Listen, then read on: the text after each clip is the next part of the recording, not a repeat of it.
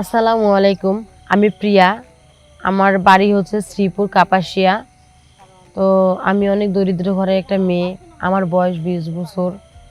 আমার বামে ডানে কেউ নাই। আমি অনেক এতিম একটা মেয়ে। আমার বাবা আমাকে অনেক কষ্ট করে আমাকে মানুষ করছে। তো আমার বাবা তো কৃষকের কাজ করতো।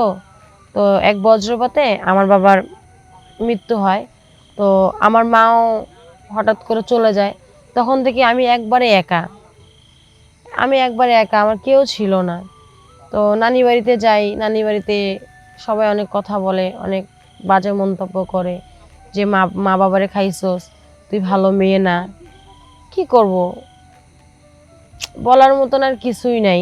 তো নানি আমারে ছাগল দিছিল আর কি। আমার ছোট থেকে খুব ছাগলের একটা নেশা ছিল। আমি ছাগলের প্রতি খুব একটা আকৃষ্ট, মানে আমার খুব ভালো লাগতো পশু জাতীয় জিনিস। তখন আমার নানি আমারে 2টা ছাগল দেয়। এটা আমি মানুষ করি। অনেক কয়েকবার আমি ছাগলের বাচ্চা বিক্রি করছি। ওইভাবে আমি আর কি চলি। তো একদিন আমি আর কি ছাগল মানে ছাইরা দিয়া আমি আর কি ঘরে রান্না করতেছিলাম। রান্নার কাজ করতে করতে তখন আমার ছাগল পাশের বাড়িতে যায় আমের চোচা খাইতে। মানে পশু জাতীয় জিনিস, সে তো অবলা, সে তো জানে না, সে তো যাবেই। তো ওইখানকার এক ধনী ব্যক্তির কুকুর, ওরা আর কি কুকুর পুষতে ভালো, জানেন তো বড় লোকদের বিষয় আসে, আমরা তো আর এত সব বুঝি না। তো ওরা ওই কুকুরটা মানে ছাড়ে দিয়েছিল আমার ছাগলকে, মানে কামড়ায়। ওই মুহূর্তে আমার ছাগলটা মারা যায়। আমার কিন্তু খুব কষ্ট লাগে যে আল্লাহ, এত শখ করে ছাগলটা পুষলাম, আমি কি করব। তো আমি গেলাম, আমি অনেকজনকে বললাম, সবাই আমাকে গ্রামের মাতব্বর যে মোড়ল, ওর কাছে যাইতে বললো। পরে আমি গেলাম, মাতব্বরকে বললাম। তো মাতব্বর অনেকক্ষণ চুপ থাকলো, সব কিছু শুনলো। আর মাতব্বর একটু আমাদের চরিত্রের একটু সমস্যা আছে। সে আমারে অনেক সময় অনেক কথা বলে, কিন্তু আমি এগুলা মানে সরল সোজা মানুষ তো বুঝতে পারি নাই। সে ছোট থেকে আমারে মানে অন্য চোখে দেখে।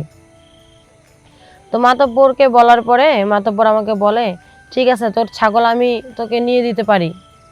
তো মানে যেটা আমরা জরিমানা বলি বা ভর্তুকি বলি, আমি নিয়ে দিতে পারি, কিন্তু আমার একটা শর্ত আছে। তা আমি তো সরল সোজা, তা আমি বললাম কি, ঠিক আছে মাতব্বর সাহেব, আপনি যা শর্ত দিবেন আমি তাই মানে নিব। তো এরকম করতে করতে এক কথা দুই কথা সে আমারে বললো কি যে ঠিক আছে, তুই যদি তো ছাগল নিতে চাস তাহলে আমার সাথে 1 রাত থাকতে হবে। আমার মাথায় আকাশ ভাঙে পড়লো। আমি এই মুখ কিভাবে মানুষকে দেখাবো, এই কথা যদি মানুষ যদি জানে, কিভাবে মানুষকে দেখাবো। আমার মাথা কাজ করে না। কিন্তু আমার ছাগলটা অনেক শখের ছাগল। তো লাস্ট পর্যন্ত আমি বাধ্য হইলাম। আর 5টা মানুষকে বলবো, আমার উপরে আঙ্গুল তুলবে। তো এইভাবেই চলতে থাকে। সে অনেকভাবে আমারে ইয়ে করে। তো আমি মাতব্বরকে বললাম যে মাতব্বর সাহেব, আজকে আমার কেউ নাই দেখা আপনি আমার দুর্বলতার সুযোগ নিলেন। তো ঠিক আছে, আল্লাহ আপনার এই বিচার করবে। এইভাবেই আমার দিন কাটতে লাগলো অনেক কষ্টে। আমি ঠিক মতো পড়াশোনাও করতে পারিনি। আমার খুব ইচ্ছে ছিল যে আমি পড়াশোনা করব, মানুষের মতো মানুষ হব, ডাক্তার হব। আমি গরিব দুঃখী মানুষদের সেবা যত্ন করব। কিন্তু কি করবেন, গরিব মানুষ। আজকে যদি আমি একটা ভালো ঘরে যদি জন্ম নিতাম, দেখতেন আজকে আমাকে ওই মাতব্বরও এই কথাটা বলার সাহস হইতো না, আমাকে সবসময় সম্মান করত। তো আমার গ্রামের বোনেরা, তোমাদের উদ্দেশ্যে একটা কথা বলি।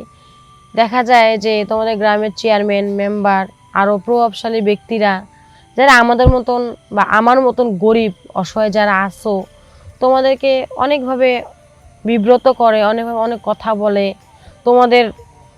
তোমাদেরকে ইমোশনালভাবে ইয়ে করে, মানে কথা বলে, হিটমারে কথা বলে, টিচ করে।